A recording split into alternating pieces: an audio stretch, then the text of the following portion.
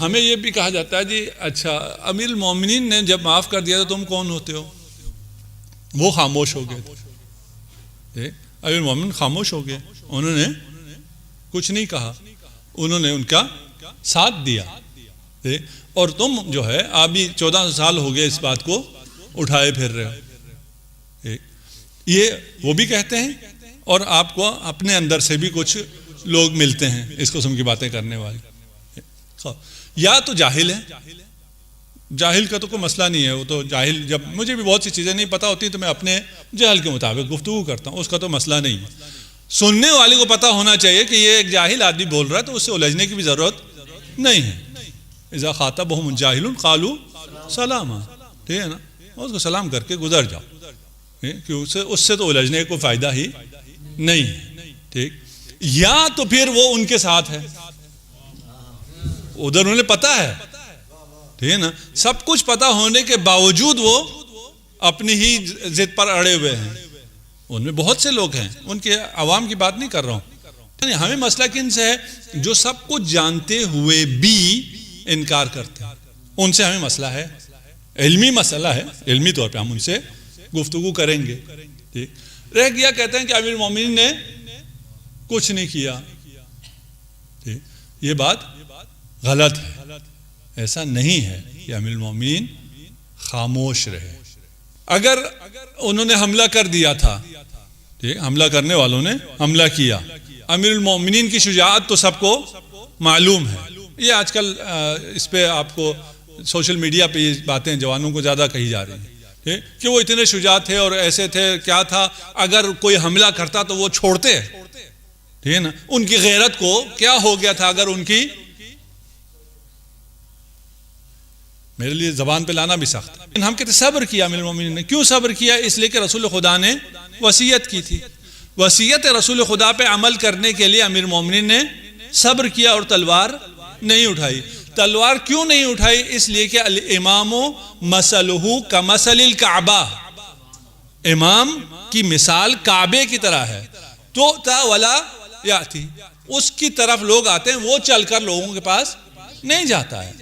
امامت کا مطلب حکومت نہیں ہے، امامت کا مطلب ہدایت ہے، ٹھیک ہے نا۔ وہ ہدایت اگر حکومت حاصل ہو جائے تو حکومت کا سب سے زیادہ اہل امام ہے، امام سے بڑھ کر حکومت کا اہل کوئی نہیں ہے۔ لیکن اگر امام کے پاس حکومت نہ ہو تو وہ امام نہیں ہے، وہ امام۔ لیکن لوگ کہتے ہیں کہ یہ کوئی سمجھ میں آنے والی بات نہیں ہے کہ رسول خدا نے کہا ہے صبر کرو، اور اتنا شجاع آدمی صبر کرے، اس کی غیرت کہاں چلی گئی تھی؟ وہ بزدل کیوں ہو گیا تھا؟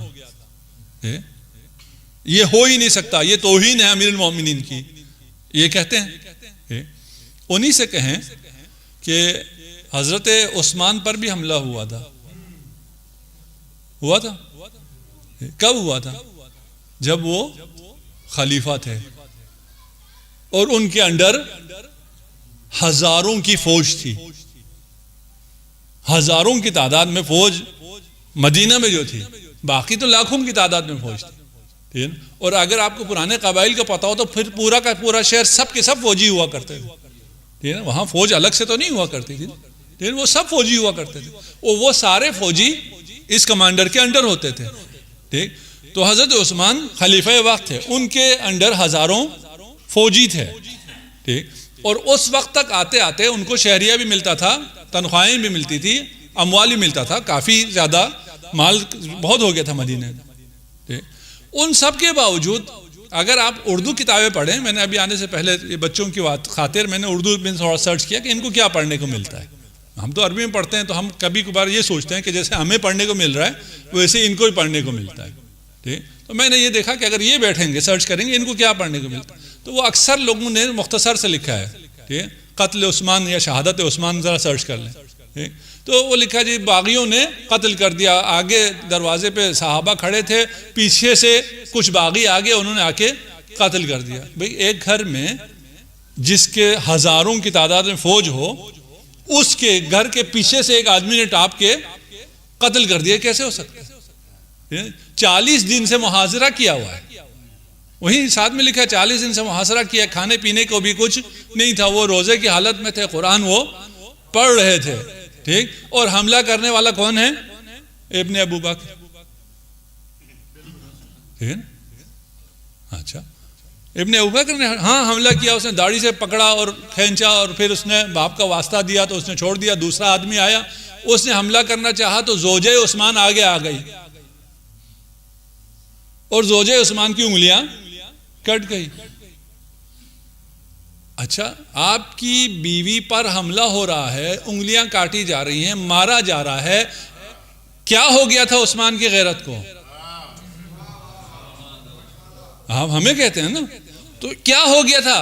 اور یہ غیرت مند جس کے پاس ہزاروں کی فوج بھی ہے، یہ تو ایک آرڈر کرے، اسے خود تو لڑنا نہیں ہے. چلیں آپ کہیں جس کو تو لڑنا نہیں آتا تھا، اس کو لڑنا نہیں آتا تھا، یہ کمانڈ ان چیف تھا، ٹھیک ہے نا؟ اس کے پاس ہزاروں کی فوج تھی، وہ ساری فوج ان کے خلاف ہو گئی تھی. کہتے ہیں نہیں، وہ تو کچھ باغی ہوئے تھے، کچھ باغی آئے تھے نا، تو باقی فوج ان کے پاس تھی. پھر کیا ہوا؟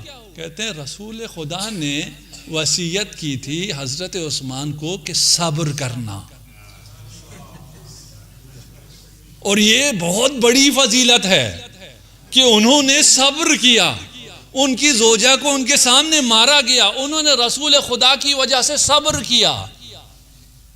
اچھا دیکھیں، یہ جو آپ سے کہہ رہے ہیں نا، یہ کیسے ہو سکتا ہے کہ علی کے سامنے یہ ہو رہا ہو اور علی کچھ نہ کرے؟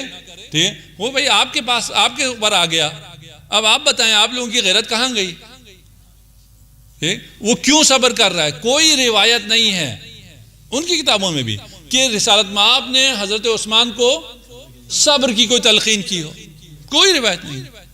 ہم آپ کو شیعہ سنی دونوں کتابوں سے روایت لا کے دے دیں گے جہاں رسالت مآب نے علی ابن ابی طالب کو صبر کی تلقین کی ہے.